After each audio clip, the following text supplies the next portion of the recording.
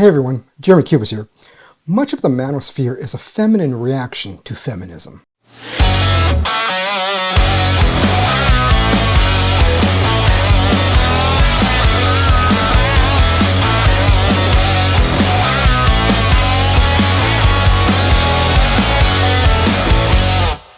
Okay, before I get started, I want to announce today that I'm actually releasing a longer segment of this show that's going to be on our website, on contragentiles.com. And I'm just simply naming that one the Jeremy Cubas Show. And in there, this Let's Be Rational aspect is going to be the opening monologue, and I'm going to have a little bit more after that. And so I'm going to try to do this daily. If you want to become a member, that'd be great. That way you get access to the rest of the show. I am devoting my full time to this. Grant is devoting a lot of time, and so he's releasing his own solo show as well.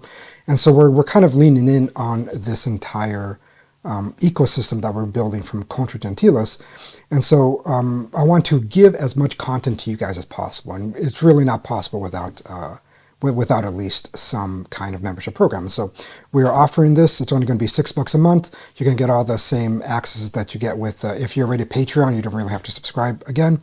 But if you're not subscribed at all, through the website, it's going to be a little bit nicer because it's going to have all of the catalog of every single show that you can access. And then you can have the same benefits that we had before with submitting your question and answers segment in the main weekly podcast that Grant and I produce. But I'm going to aim to do this daily. The more members we get, the easier it will be for me to kind of give you as much content as is humanly possible.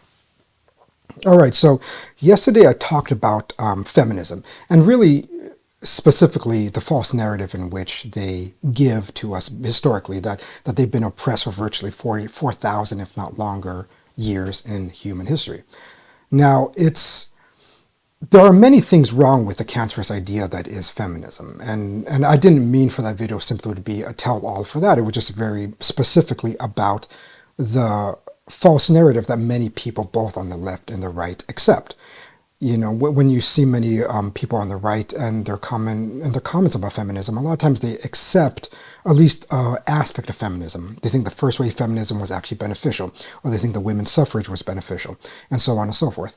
And the reason why they normally base this is because they kind of believe in this narrative that women were virtually oppressed. But of course, there are many other things wrong with feminism that we probably cover in future episodes, but we were just focusing on the historical lies that it was mostly based on in order for its rhetoric to be effective to a greater number of people. However, there's an equally as false, I guess you should say, movement that's a counter-narrative to feminism. And it's called by many names, but I think generally it's called the Manosphere. And we have all known, like, the lead people in this, such as Andrew Tate.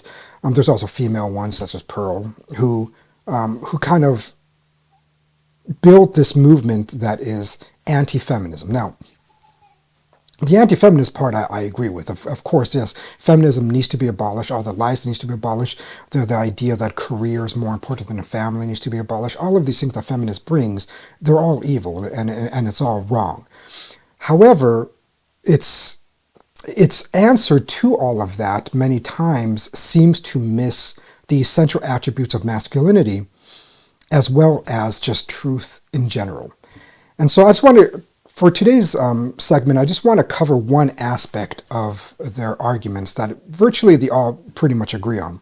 And that is, it's formulas such as men are more important than women in constructing and maintaining society. And they normally formulate this conclusion by looking at the sheer number of people that work, for example, in oil rigs, or in the electrical grid, or in the other energy sectors, such as natural gas, as well as building roads and building bridges. It's obvious that the overwhelming majority of people that do that are men. I don't know the exact percent, but it's definitely above 90 to 95% of those people are men, if not higher. So what the Manosphere pretty much is arguing is that because men overwhelmingly work in those areas, that men are more important to maintaining and developing a society than women. Now, it is obvious that men are more involved in that, right? And so their importance a lot of times are built on the kinds of things that men can do. Men take more risks, for example. They tend to start more businesses. They tend to pay more taxes, and so on and so forth. And so they are more involved in certain aspects of society. There was a reason why originally within the U.S. it was only men that voted. It wasn't because they just hated women. Again, that's a false narrative that feminist brings about. It's just because men were the ones that were running the businesses. Men were the ones that were owning the property. Men were the ones that were taking the risks, and that they got to vote. It was a privilege to vote because of the risks that they were taking, which allowed them basically to partake in society in a different way because they paid taxes. They were the only ones really that paid taxes, was the business and landowners. And so they were able to vote and vote for the representatives that represented them in their certain regions. So obviously all those parts are true. I'm not going to be disagreeing with that. But the idea that because men are in those jobs means that necessarily men are more important than women for society, that's where I think they kind of go a little too far. Because obviously without women there would be no mothers, and without mothers there wouldn't be men working in the oil rigs, there wouldn't be men working in the electrical grids or in a coal mine or whatever. It necessitates the woman to produce a child and to rear the child and to have the feminine virtues in order for the man to become a man.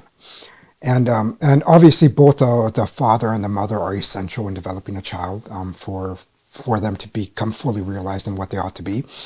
But without the woman, there wouldn't be a child. It's a necessary quality. It's not an accidental one, but it's by design that it necessitates the female in order for society to even have men at all. And so the downplaying of the woman's teleological vocation seems to be actually in line with feminism and not contrary to feminism. Because feminism tries to uphold the careers of men as greater than that of a vocation of a woman. That if men go out there in the oil rigs, or if men go out there be executives in businesses, that women who choose not to do that in some way are inferior to women that choose to do that. That somehow the men's career are more important than that of having children. And that's just dumb. I mean, we shouldn't be promoting this idea that feminism preaches. We should be downplaying it and exalting it as a good, because it is probably the greatest good that human beings in general can do, is produce new life. It is beautiful in itself. It is good in itself. It doesn't require any other consequences besides life itself for it to be good. And so the fact that a woman partakes in this in a greater degree than men, one can make the case that women, because of this thing that men cannot do, are in society as equally, if not greater, of importance than the person building a bridge, or than the man fixing the roads, or the man building technologies, or your computer, or your smartphones, or whatever. That the women producing these young men, feeding them, educating them, and so on, are just as important. And so the downplaying of the teleology of the vocation of a woman, I just think is very, very detrimental to really a movement that's attempted to go contrary to feminism. You cannot accept some of these principles of feminism if you're actually going against it. And so we have to unify and say that no, women are just as important. It seems dumb for anybody to argue the other way. So that's really the show for this segment today. Again, go to contragentiles.com, subscribe to hear the rest of the show. If not, I will see you guys tomorrow.